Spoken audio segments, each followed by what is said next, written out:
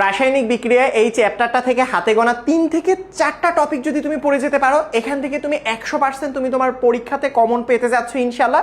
খুব ইজি কয়েকটা topic, just একটু স্টুডেন্টরা বুঝে না কোন কোন জায়গা থেকে আসলে প্রশ্ন আসে। চ্যাপ্টারটা অনেক বড়, মনে হয় অনেক কিছু পড়তে হয়, বাট না, আসলে সব কিছু পড়তে হয় না।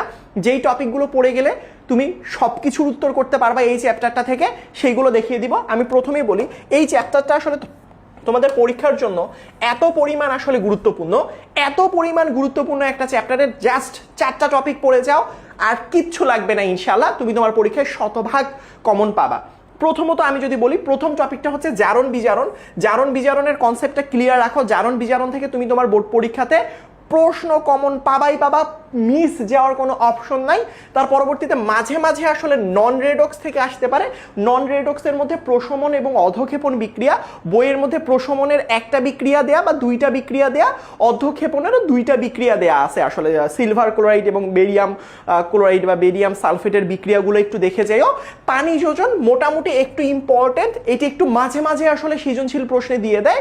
ফর দ্য কি বলবো আমি, আসলে সব থেকে আসলে ইম্পর্টেন্ট হচ্ছে লা শাতেলিয়ার নীতি। যদিও বা এই চ্যাপ্টারের এই টপিকটা থেকে 8ম চ্যাপ্টারের টপিকের গ নাম্বার প্রশ্নে আসলে ডেল এইচ এর মান বের করতে দেয়, ঘ নাম্বার প্রশ্নে লা শাতেলিয়ার দেয়। অর্থাৎ এটা আসলে একটু ক্ল্যাশ আছে 7 থেকে 8 নাম্বার চ্যাপ্টারের আসলে টপিকগুলো আসলে পরও 8 নাম্বার চ্যাপ্টারের ডেল এইচ এর যে ম্যাথগুলো রয়েছে, তাপ উৎপাদী নাকি তাপ হারি, মাইনাস আসে নাকি প্লাস আসে, এইগুলো একটু মনে রাখো। তবে এই চ্যাপ্টারে ইন্ডিভিজুয়াল হচ্ছে জারণ বিজারণ খুবই গুরুত্বপূর্ণ, মাঝে মাঝে পার্থক্য করতে দেয়।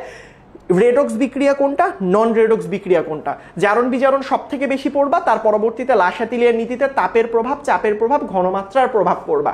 আর এখানে পানি যোজন বিক্রিয়াগুলো রয়েছে, আর্দ্র বিশ্লেষণ বিক্রিয়া রয়েছে, এইগুলো একটু পড়তে হবে ভাইয়া। আর্দ্র বিশ্লেষণ কি, পানি যোজন কি, এই জিনিসগুলো একটুখানি পড়ে যাইও, কারণ এইগুলোর সাথে জারণ বিজারণের একটুখানি কানেকশন লাগাই দেয়। আসলে বলে গ নাম্বার বিক্রিয়া জারণ বিজারণ হলে ঘ নাম্বারটা কি, ঘ নাম্বারটা জারণ বিজারণ হলে গ নাম্বারটা কি, পানি যোজন নাকি নন রেডক্স বিক্রিয়া। আর নন রেডক্স বিক্রিয়া 2 ধরনের হয়, এই 2 টাইপ থেকে আসে। আর এই 2টা থেকে আসলে কোনটার সাথে কত মোল আসলে পানি যোজিত হচ্ছে, এই পার্টগুলো বেশ গুরুত্বপূর্ণ আসলে। সো এই টপিকগুলোই গুরুত্বপূর্ণ। তার পরবর্তীতে আমি মোটামুটি একটা কনসেপ্ট দিয়ে দিয়েছি।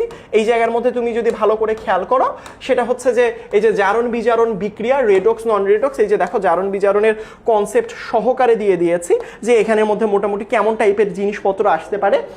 জারক এবং বিজারকের চিহ্নিতকরণ, যাতে তোমার এক নজরে দেখলে জারককে বিজারককে, কে জারিত হয় কে বিজারিত হয়, পুরো কনসেপ্টটা তুমি পেয়ে যেতে পারো ইনশাল্লাহ।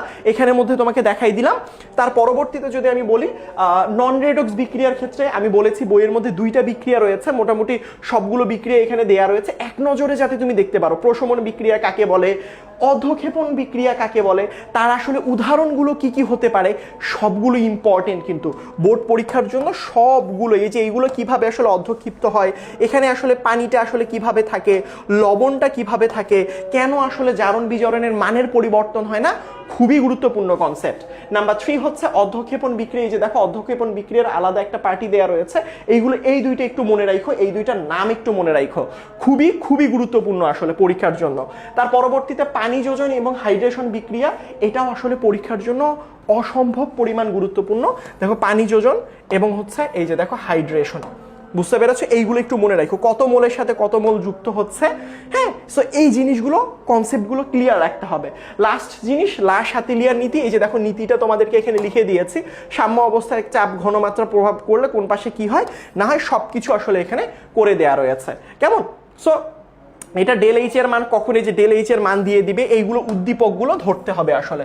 চাপের প্রভাব কি হবে না হবে সবকিছুর কনসেপ্ট আসলে লিখে দেয়া রয়েছে। সো এই টিপসগুলো দিয়ে দিয়েছি আসলে।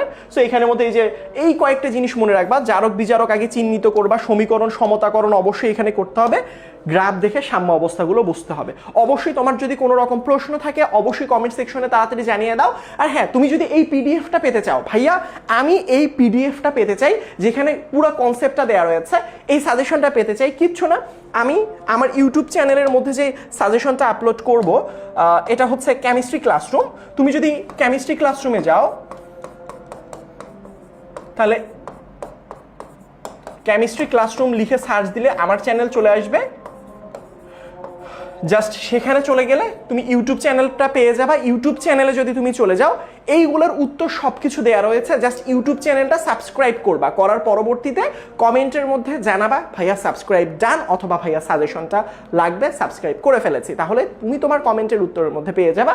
আর একটা জিনিস তোমাদেরকে বলে দিই, সেটা হচ্ছে ভাইয়া এই যে সাজেশনটা দিলেন ভাইয়া, আমি তোমাদেরকে গিয়ে দেখাই দিই কেমিস্ট্রি ক্লাসরুম। হ্যাঁ, আর এখানে তো না, আগে তো ইউটিউবে যেতে হবে।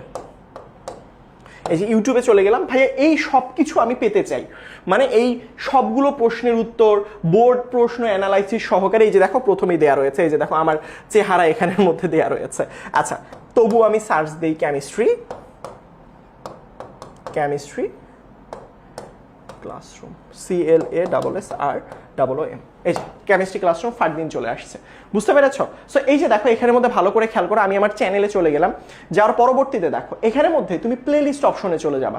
যাওয়ার পরবর্তীতে দেখবে এই যে দেখো এখানের মধ্যে একটা দেখো প্লে লিস্ট আছে। এই যে দেখো এই যে এখানের মধ্যে সবগুলো অধ্যায়ের মোটামুটি তুমি ওয়ান শট ক্লাসগুলো পেয়ে যাবা। এই ওয়ান শট ক্লাসগুলোর মধ্যে দেখো এই যে দেখো রাসায়নিক বিক্রিয়াও দেওয়া রয়েছে।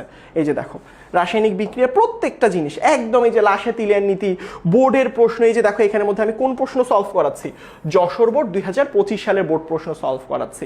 কেমন টাইপের প্রশ্ন আসতে পারে, কিভাবে আসতে পারে, সবকিছু এখানে পেয়ে যাবা।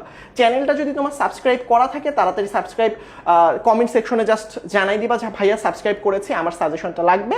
আর যদি না করা থাকে তাড়াতাড়ি করে ফেলো। এখানে কিন্তু সকল রকম কেমিস্ট্রির যত রকম সাজেশন দরকার সবকিছু সবার আগে পাবা ইনশাআল্লাহ। হোপফুলি সবাই বুঝতে পেরেছো। সবাই ভালো থাকবা, আমার জন্য দোয়া করবা। আসসালামু আলাইকুম, আল্লাহ হাফেজ।